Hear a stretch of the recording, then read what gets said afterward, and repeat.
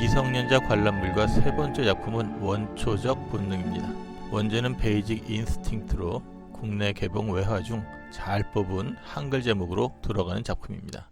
참고로 일본에서의 제목은 얼음 빙자를 써서 빙의 미소, 일본말로는 코오리노 비쇼가 되겠습니다. 그러니까 얼음의 미소라는 뜻이 되겠죠. 이런 빙 1992년 칸 영화제 개막작으로 초청되었고요. 제65회 아카데미상 편집상과 음악상 후보에 올랐습니다.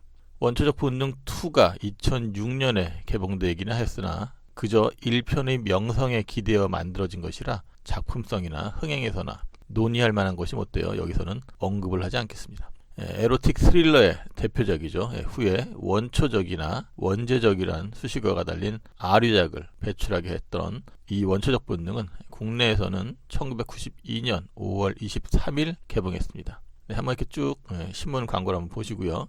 작품의 줄거리는 보신 분들이 많을 것 같아서 대충 한 줄 요약을 하자면, 살인용의자, 여러 소설가와 문제적 형사와의 죽음을 넘나드는 섹스와 사랑 으로 추격될 수 있습니다.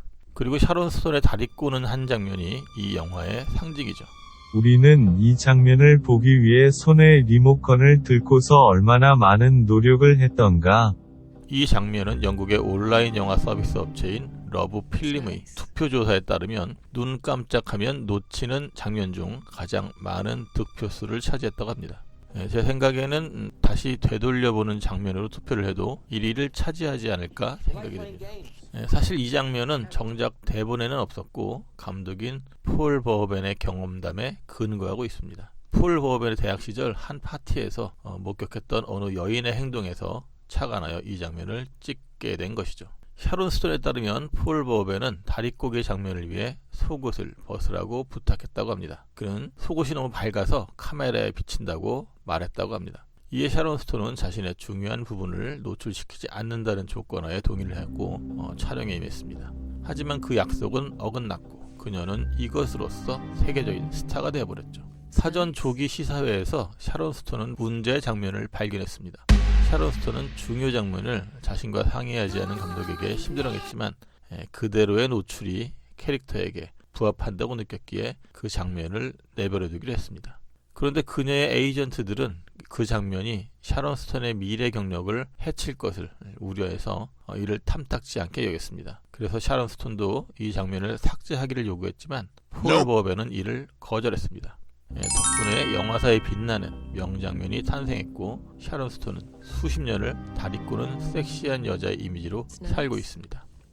그녀의 섹시 이미지가 얼마나 히트를 했냐면요, 구구말리 머나먼 한국 땅에서 휘발유 광고를 할 정도였습니다. 작품을 연출한 폴 버호벤은 1938년생으로 이름에서 느껴지듯이 영미권 감독이 아닙니다.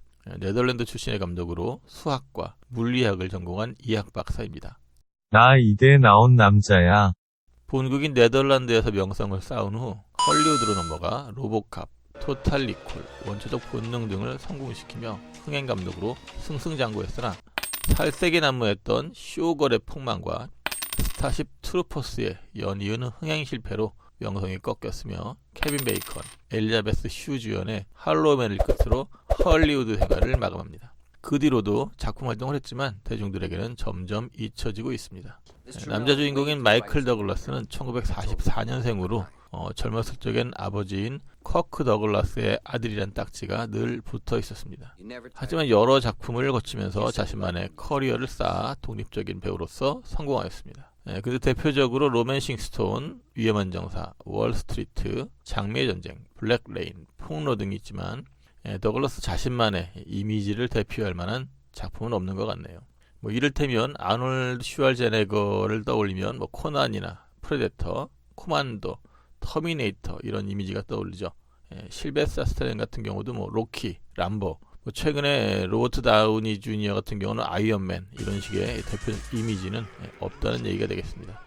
원초적 본능 역시 결과적으로 샤론 스톤의 많은 비중과 시선이 가 있지 그에게는 그저 남주 이상의 어떤 큰 인상을 주지는 못하는 것 같습니다.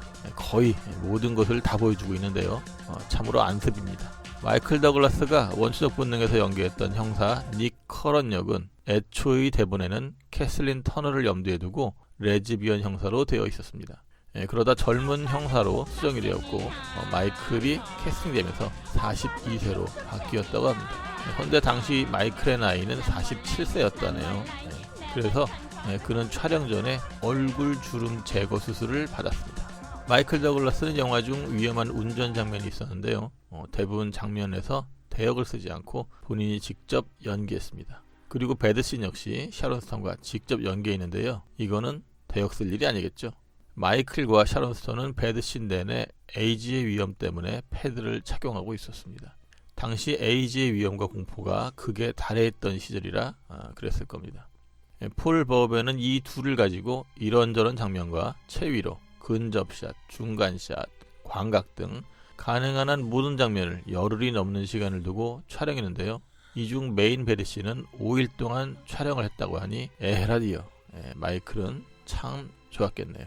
때문에 감독은 심의에 대비해서 보다 자유로운 편집을 할 수 있었습니다. 폴 버벤이 닉 커런 역을 두고 생각했던 배우는 로보캅의 피터 웰러였다고 합니다.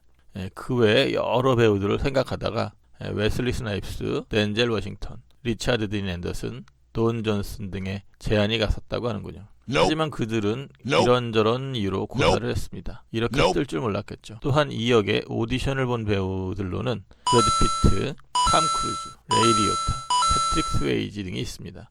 개인적으로는 레이 리오타는 어울릴 것 같네요. 마이클 더글라스는 여주인공 캐서린 역에 유명한 기성 스타가 출연하길 원했습니다. 즉 자신을 포함한 2명의 스타 배우가 남녀 주인공으로 딱 연기하길 원했던 것이죠. 그리고는 줄리아 로버츠를 추천했습니다. 하지만 그녀는 올 누드에 대해 꺼려했고 결국에는 당시 별로 유명하지 않았던 샤론 스톤에게 배역이 넘어갔습니다. 이 배역에 고려되었던 여배우는 수십 명에 달했는데요. 머리로 생각하니까 당연히 떠오르는 여배우들은 다 생각해 볼 수가 있겠죠. 보도에 의하면 켈리 린치가 이 배역을 제안받았고 마리엘 해밍웨이, 캐서린 오하라, 켈리 맥길리스가 오디션을 보았다고 합니다. 또 케이 렌즈나 레나 올린 등이 이 역을 하기를 원했지만 감독인 폴 버벤이 거절했다고 합니다. 레나 올린도 감독이 썩 마음에 들지는 않았다고 해요. 샤론 스톤은 킴 베이싱어, 줄리아 로버츠, 켈리 린치 등 13명의 여배우들이 거절한 후에야 제안을 받았는데요. 토탈 리콜에서 눈여겨본 폴 버벤이 그녀를 원했다고 합니다. 하지만 그녀의 지명도가 낮아서 마이클 더글라스는 반대를 했는데요. 더 이상 선택의 여지는 없었을 겁니다. 그렇다고 샤론 스톤 또한 고민이 없었던 것은 아니었습니다. 샤론 스톤은 맨사 회원이라고 주장했던 만큼 머리가 좋다고 하는데요. 당시 법률을 공부하느라 연기를 포기하려고 했었답니다. 1958년생인 그녀는 당시 30대 중반이었는데요. 하지만 때마침 들어온 대본에 자신이 적임자라 생각했고 딱 달라붙는 드레스를 입고서 마이클 더글라스와의 스크린 테스트를 통과하여 그 배역을 따냈습니다. 어쨌든 많은 여배우들이 캐서린 트라메리 되기를 거부했고요. 샤론 스톤만이 그녀가 되기를 희망했기에 가능한 것이었습니다. 다른 배역으로 캐서린의 동성 애인인 록시 역에 브룩 실즈에게 제안이 갔었는데요. 브룩 실즈 역시 노출 연기가 두려워서 이 역을 거절했다고 하네요. 근데 록시는 별로 노출이 없었던 것 같아요. 작품을 보면.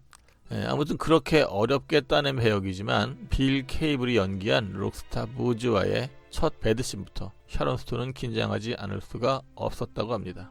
처음부터 올 누드로 나오니까 말이죠. 대역을 쓰지 않았냐고요? 이 작품의 배드씬에는 대역이 없다고 합니다. 원초적 본능은 다리꼬기 장면으로 상징되는 영화지만 실은 탄탄한 스토리와 배우들의 안정된 연기력, 충만한 눈요깃거리와 소소한 액션 등 대중영화로서의 재미가 충분한 작품입니다. 앞서 얘기했듯이 에로틱 스릴러의 새로운 지평을 연 수작이라고 할 수 있지요. 따져보자면 이 이전에도 또 이후에도 손꼽을 만한 작품을 찾아보기가 어렵다는 것에서도 그 증명이 되겠습니다. 깊어가는 가을밤 나날이 쌀쌀해지는데요. 오랜만에 에로틱 스릴러의 명작 원초적 본능으로 끈하게 온몸을 달궈보는 것은 어떨지요. 못 보신 분들은 이 기회에, 보신 분들은 오랜만에 찾아보시길 강력 추천드립니다.